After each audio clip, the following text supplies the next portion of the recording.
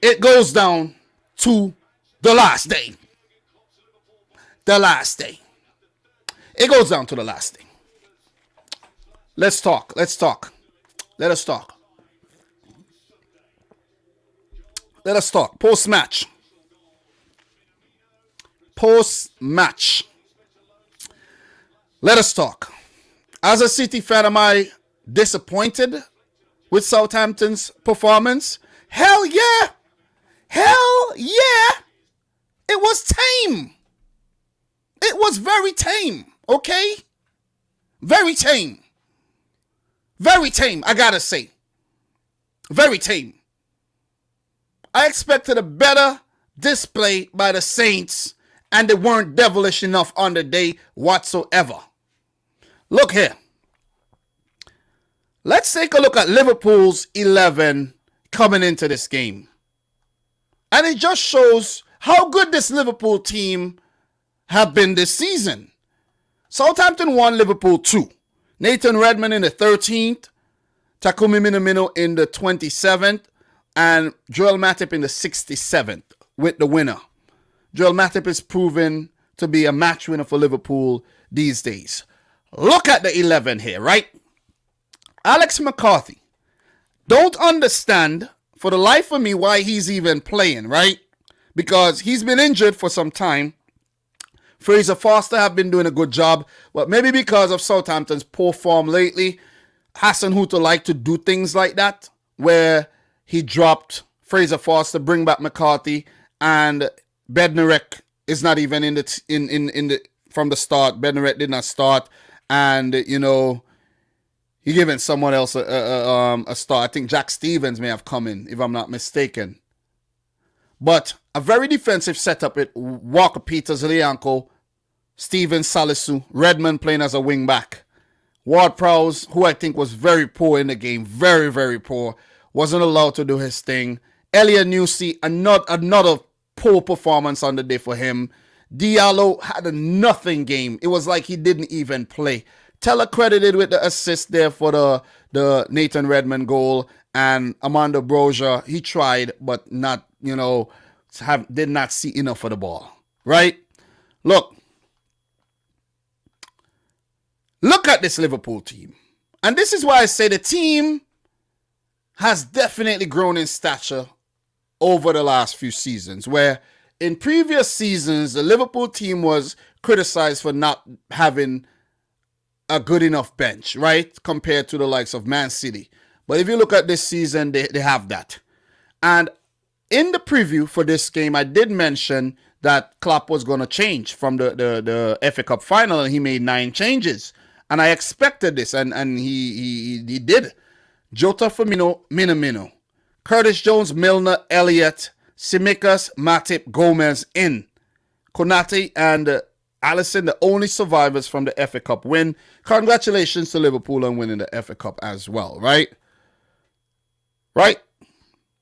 They would want to say thanks to Chelsea as well, who allowed them to go on to win both cups as well. So yeah, I'm not saying that Chelsea bent over and got beaten. It's just that come on, the likelihood of that happening is very, very rare, right? So look, Naby Keita, Henderson, who had to come on very, very early for Joe Gomez, who picked up an injury, and that looks like it could be a serious injury as well. We might not see Joe Gomez for the rest of the season.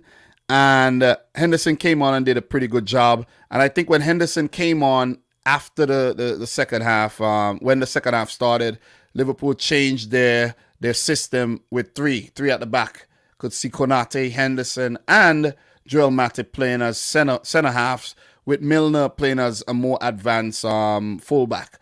So, sometimes when things don't go your way, you gotta switch the system, and kudos to Klopp for doing that. Origi came on, and when he came on, his substitution was indeed the catalyst for that winning goal. And credit to Klopp there as well. But you have to question Hassan Hutter, right? It's chess, not checkers. When Klopp make a move, you make a move. Don't wait for something to happen, then make a move.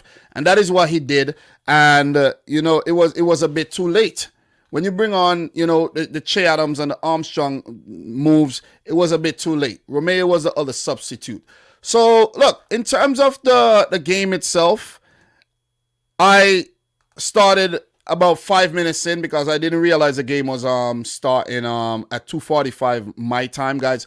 I live in New York, so that's Eastern time. And I caught the game about 6 minutes in. 0-0 still. I don't think anything really happened in the game yet. And Southampton, they look good. They look good from the start. I was like, okay, a weakened Liverpool team, Southampton with their tails up, they would have looked at the team and be like, yeah, that team is beatable. You see what I mean? But remember, guys, even with me projecting that the team would be heavily changed, I still predicted a Liverpool win by a 1-goal margin because Southampton have not been good enough lately. They only got strength for City. You see what I'm saying? And that is what also pisses me off because you play against Man City and you come out like prime Barcelona and you get points, but then you come up against Liverpool and you're bending over and getting, you see what I'm saying? Tame performance, if you ask me. But they started well. Questionable goal, the Lianco potential foul, and Jota wasn't given. Great build-up, Teller to Redmond. Very good shimmy and, very good shot. Deflected off Milner. I think that was off Milner, if I'm not mistaken. Past Alisson. Early goal. And just like the Aston Villa game, Liverpool went behind. Just like the Villarreal game, Liverpool went behind.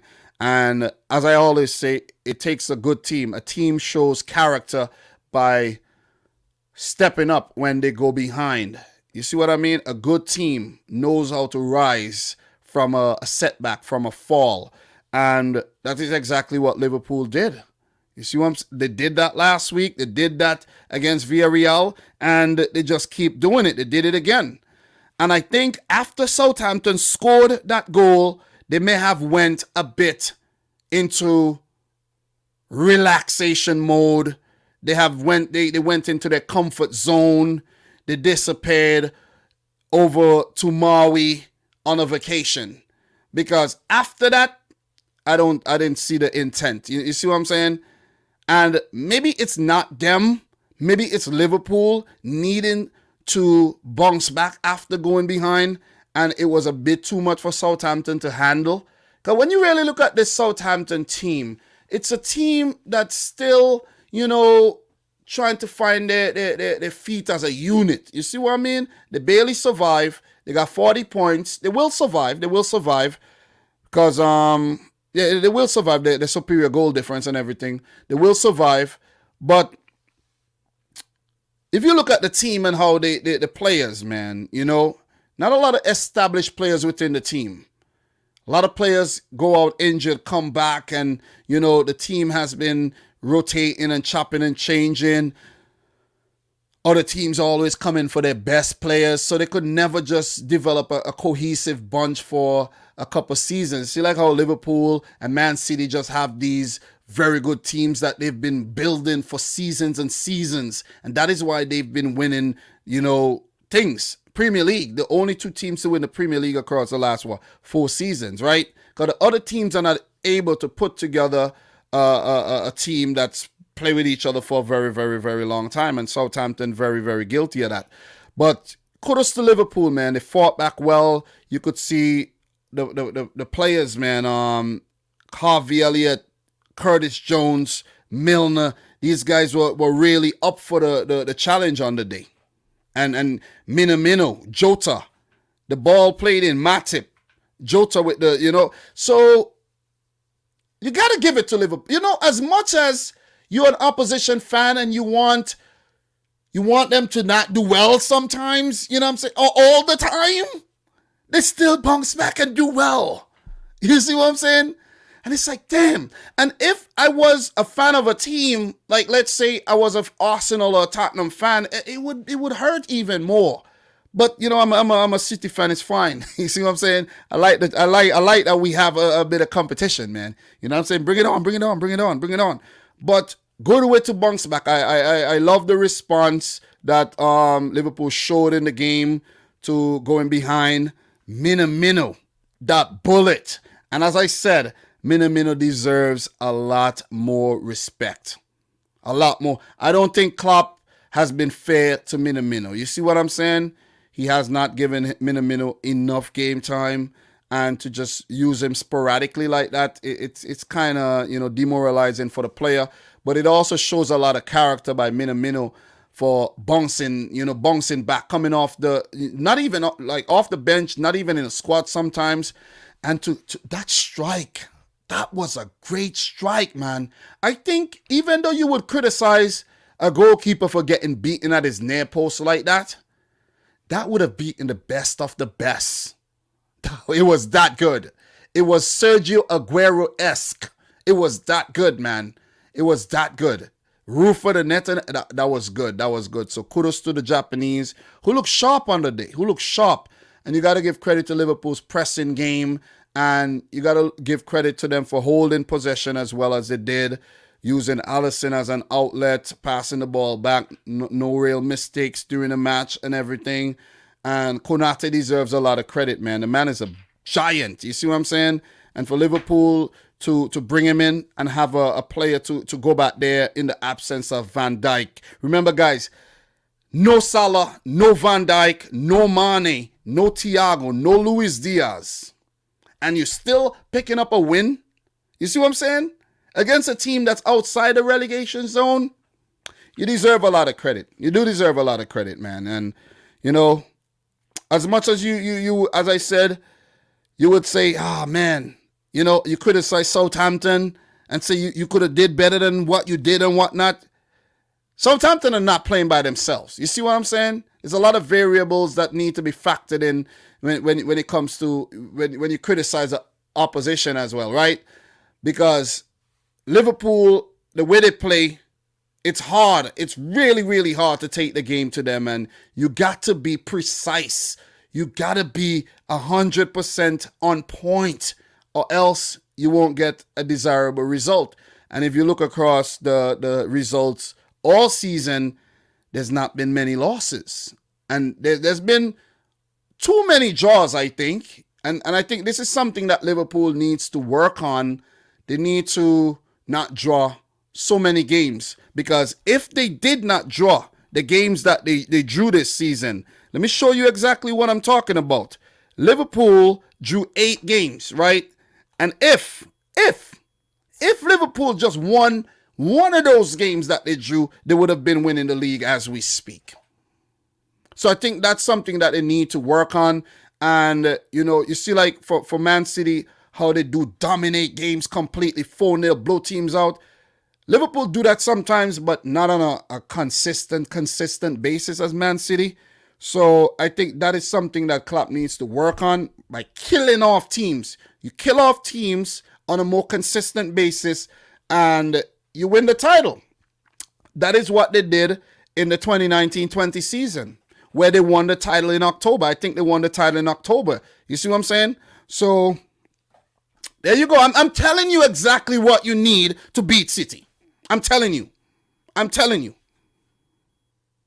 being very, very generous right now. So, look, I predicted a win for Liverpool. 2-1 win. Southampton, you tried. But for a rotated Liverpool team, 9 changes to go out there and to pick up a win. Congratulations, man. Congratulations. The last game will be versus Wolverhampton Wanderers, Championship Sunday. I wish I could do a watch along for that, but I'll be at work watching on tensely. And Man City play Aston Villa at home. Someone say, I see people say, no way. But guys, best believe this is going down. This is going down to the last minute. It's going down to the last minute, man. Aston Villa not going to bend over and be beaten. Wolves neither. But as I said before, there's a more likelihood for Man City to drop points than Liverpool. I don't see Liverpool dropping points against Wolves. But City's looking shaky, in that West Ham game. And, we have that propensity to bottle shit. Okay? And it could happen. It could happen. And if it happens, and I got to show my face later that day, it's going to be tough to explain. I don't know what excuse I'm going to have to come up with. But I don't know, man. I don't know. Guys, you got to love it. You absolutely got to love it. As much as I would have wanted to win the title long time ago, you still got to love that it's going down to the final day of the season. Wow. Wow. What a league. Wow. Man City and Liverpool, two very, very good teams. Very, very good teams. Modern day football at its finest.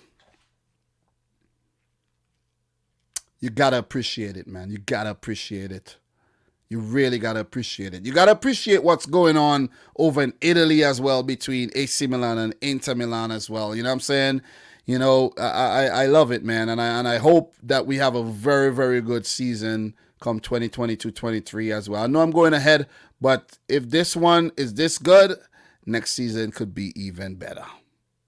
But look, kudos to Klopp and his boys for going on to win so convincingly in the end. If you go and you look at the stats, domination. Over 75% of the ball, 20-something shots at goal. And Liverpool were dominant. Even though they had a few scares, it was pretty routine at the end of the day. Pretty routine. So, yeah. That's my thoughts on the game. Let me know yours in the comments. Do subscribe if you're new. Appreciate it.